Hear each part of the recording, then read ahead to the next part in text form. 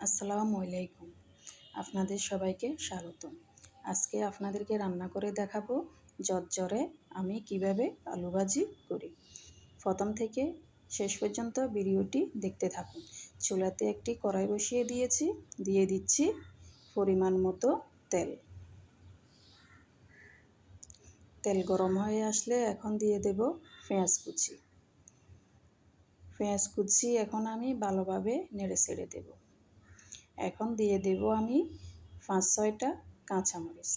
কাঁচামরিচ আপনাদের জাল অনুযায়ী দিতে পারেন। এখন আমি পেঁয়াজের সাথে কাঁচামরিচ নেড়ে ছেড়ে দিচ্ছি। ব্রাউন কালার আসলে এখন দিয়ে দেব কেটে রাখা আলু। আলু আমি এভাবে সাইজ মতো কেটে নিয়েছি।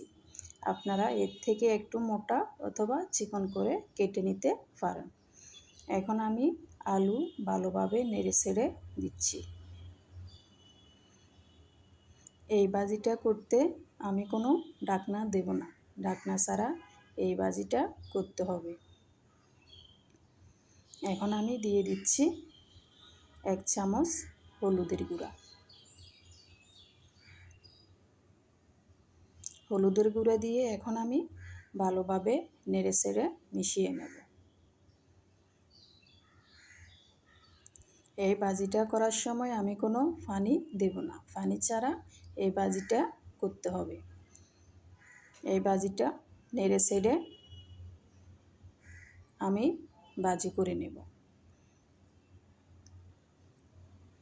2-3 মিনিট ভাজার পর আবারও আমি নেড়ে ছেড়ে দিচ্ছি। ভাজিটা আমি নেড়ে ছেড়ে ভেজে নেব। এই ভাজিটা করার সময় আমি প্রথমে লবণ দিই নাই। প্রথমে লবণ দিলে ভাজিটা বেশি সিদ্ধ হয়ে যাবে।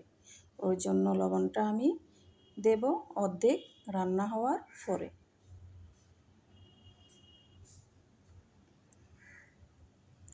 আমি ভালোভাবে নেড়ে ছেড়ে দিচ্ছি।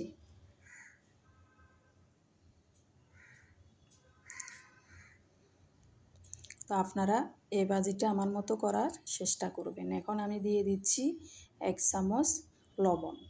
লবণ দিয়ে আমি ভালোভাবে নেড়ে ছেড়ে দেব।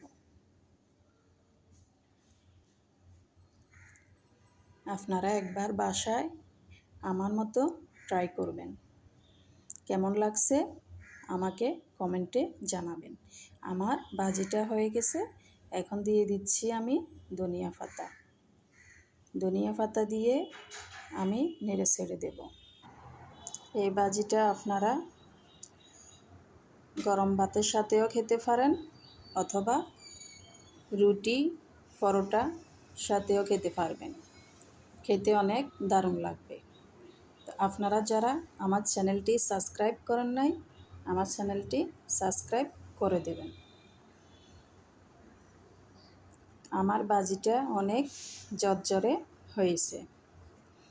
আপনাদের কাছে যদি ভালো লেগে থাকে আমার ভাজিটা আমাকে কমেন্টে জানাবেন। আপনারা সবাই ভালো থাকবেন, সুস্থ থাকবেন।